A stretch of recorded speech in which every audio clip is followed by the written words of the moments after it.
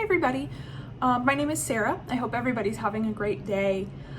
I've been thinking for a while about making some YouTube videos talking about my decision to become a single mother by choice and some of the things I've done to get ready for that, and then maybe documenting the process later this year when I start actually trying.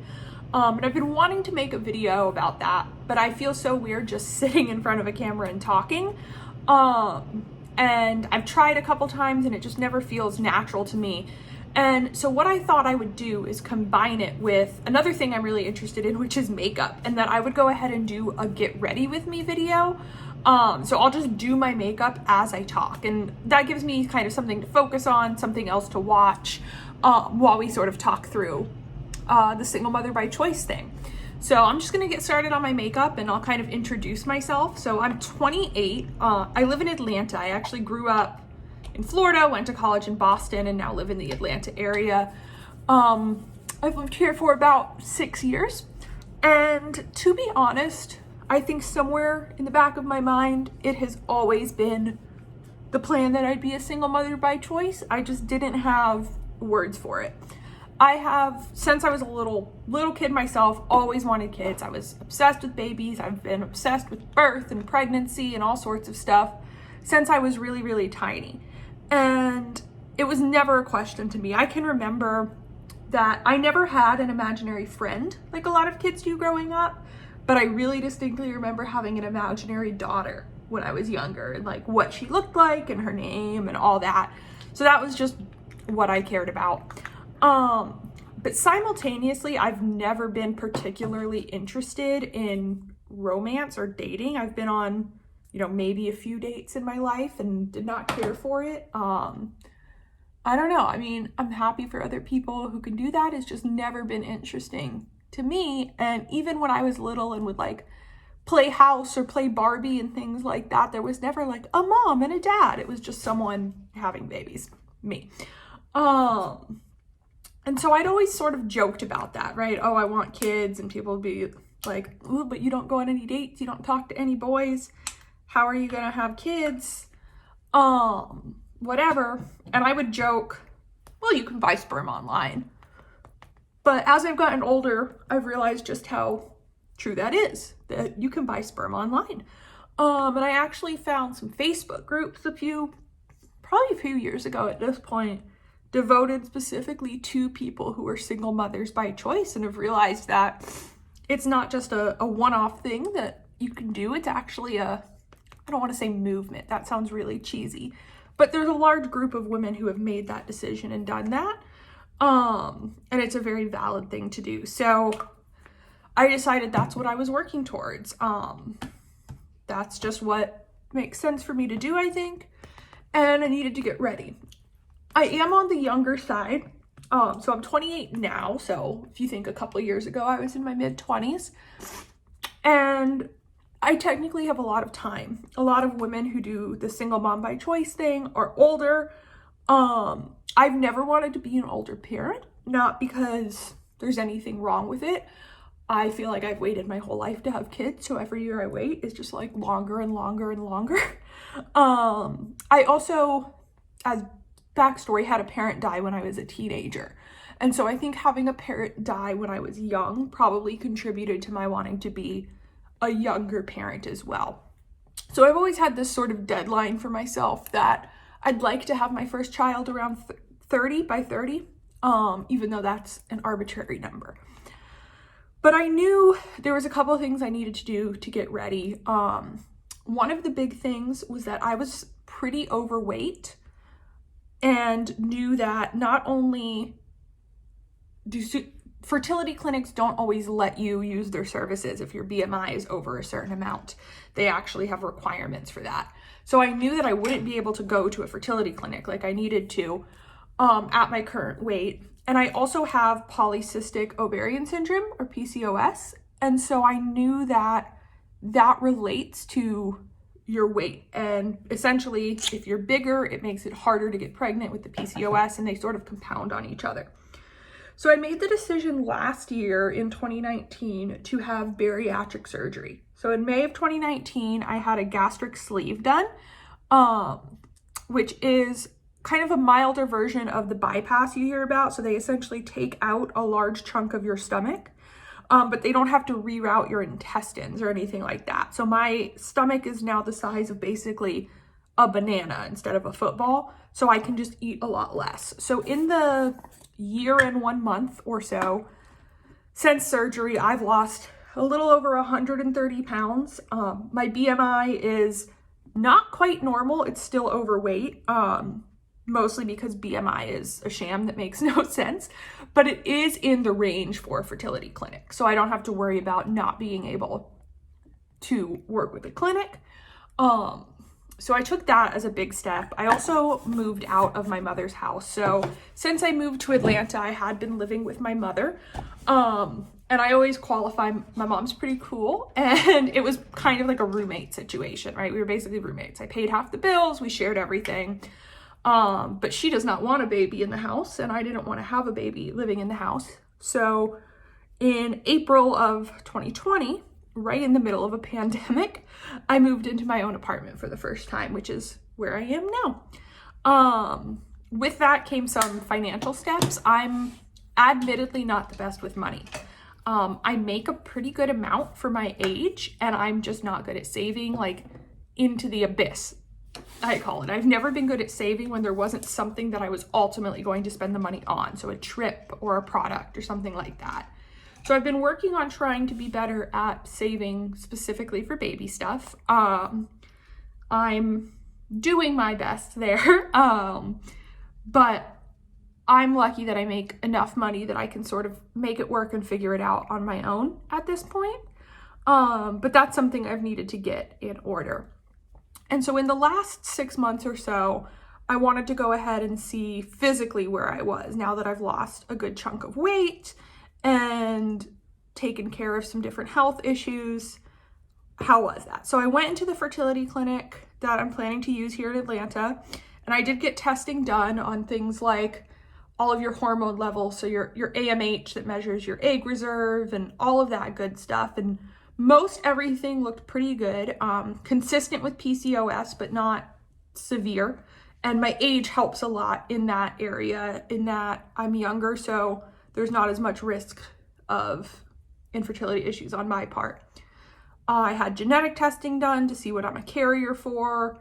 I am Jewish, I'm an Ashkenazi Jew, and there's some specific risk factors for genetically transmitted things if I was to use a Jewish donor, which I likely will do.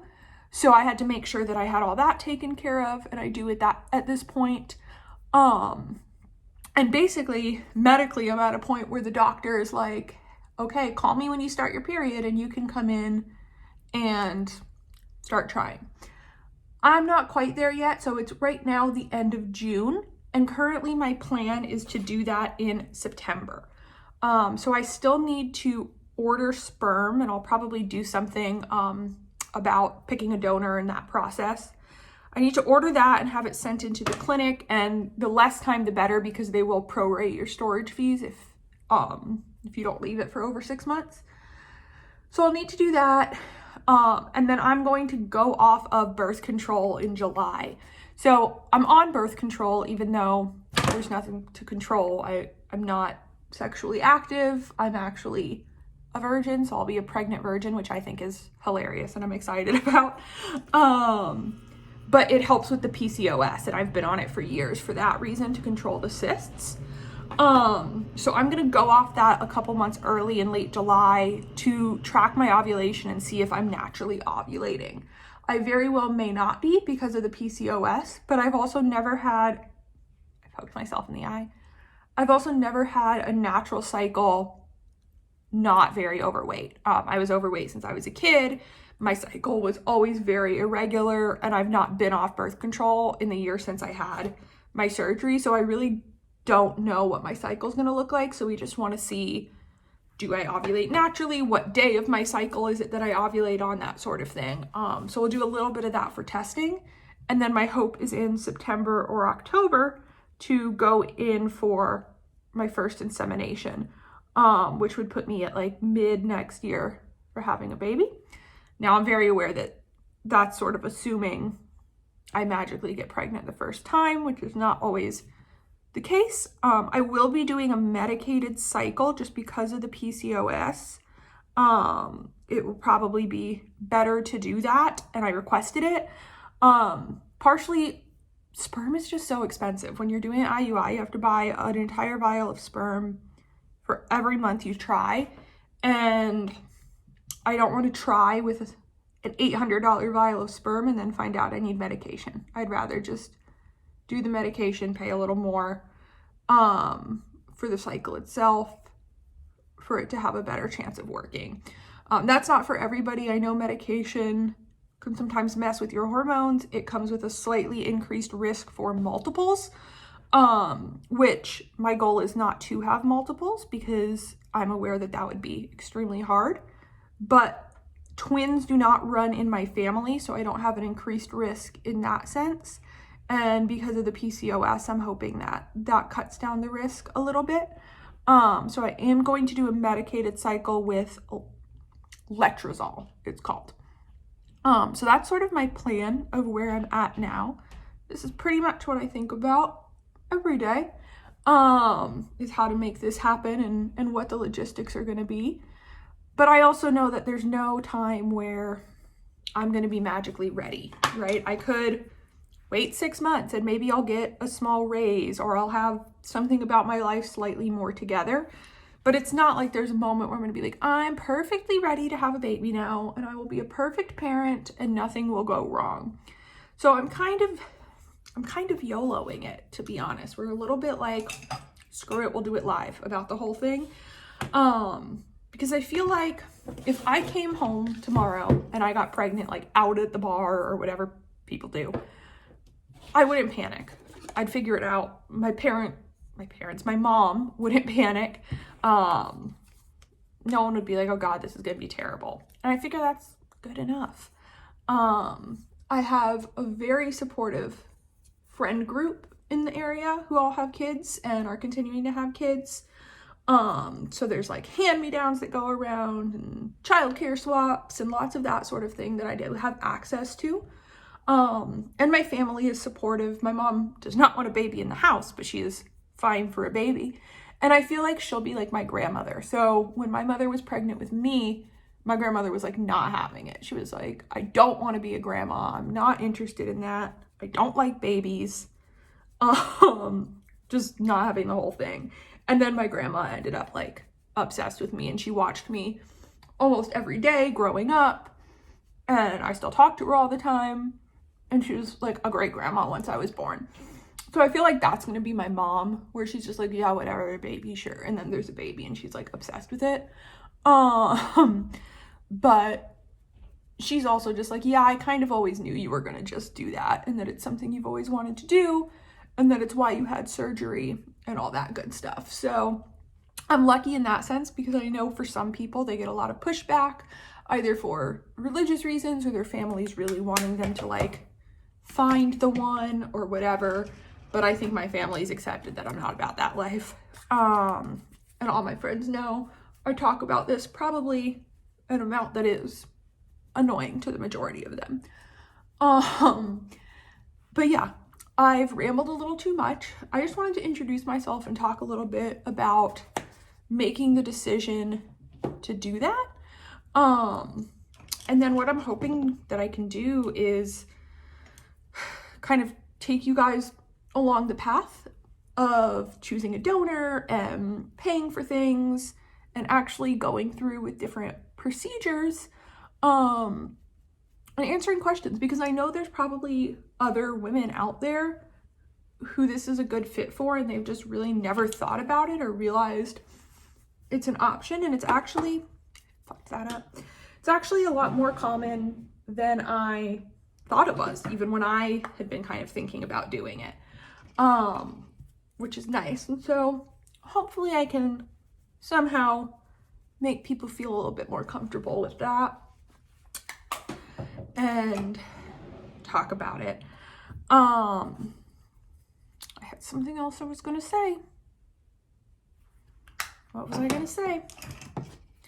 I don't know, but I feel like it's awkward because I'm not actually done with my makeup. but I rambled at you enough. I'm not doing my makeup for anything exciting, by the way. I just have a problem where I think I need to do a full face for everything. I'm going over today to my mother's house. It's Father's Day.